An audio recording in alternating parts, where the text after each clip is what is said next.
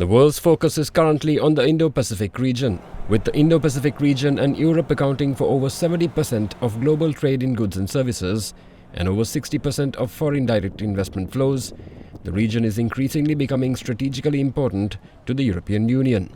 With that, the EU adopted its Horizon Europe strategy for the Indian Ocean region based on 7 pillars, namely sustainable and inclusive prosperity, green transition, ocean governance, digital governance and partnerships, connectivity, security and defense, and human security. With that, a seminar was organized by the Lakshman Kadirgama Institute for International Relations and Strategic Studies and the European Union yesterday, titled The EU Indo-Pacific Strategy Through Sri Lanka's Lens, Opportunities for Cooperation and Partnership. The event featured the European Union's Special Envoy for the Indo-Pacific region, Gabriel Vicentin, who outlined the EU's rationale for its interest in the region.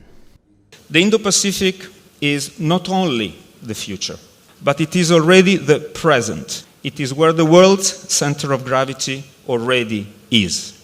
Amid all this positive dynamism, the regional order is increasingly challenged. US-China geopolitical competition is intensifying, and we see the consequences of this around the world, but most sharply in this region. As EU, we have a vital interest that the regional order remains open and rules-based. And we have a big stake in region's future.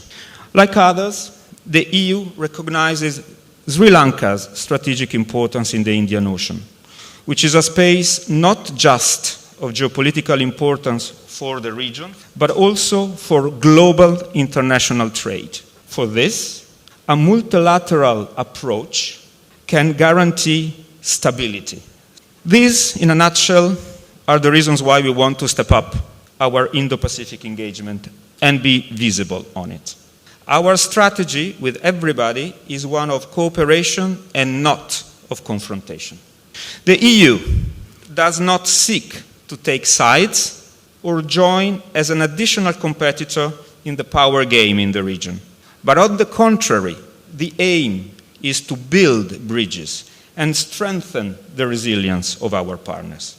So, after this long speech, I could have probably condensated it all in one sentence. Cooperate whenever possible, but protect whenever necessary. Also speaking at the seminar, Foreign Minister Professor GL Peiris welcomed the strategy and called for greater sharing of information to combat current global challenges between Sri Lanka and the EU. Many other things that are subsumed in the concepts that are embodied in Horizon Europe. Cyber security, for example. Sharing of information with regard to counter-terrorism. So in all these areas, which straddle the entire spectrum of human development, matters which have the greatest immediacy and urgency in our time. This initiative is preeminent among what we and you can do together. So these are the reasons why the government of Sri Lanka is particularly happy about your choice of priority, your identification of ocean cooperation as a very productive field in which we can work together. Meanwhile, Director General of the Institute of National Security Studies, Professor Rohan Gunaratna, outlined what he believed the main threats are in the region. The threats in this region, the competition in this region, the rivalry in this region is not only from state actors. The threat is primarily coming from the non-state actors. And if you look at the drug flows to this region, which is a very significant threat, and that concerns national security because it affects not only the current generation, but the next generation, we are looking for cooperation and collaboration. At this point, the Sri Lanka Navy is ready to work with the European partners in this domain. So if you look at the Indian Ocean region, you have the Bay of Bengal and you have the Arabian Sea.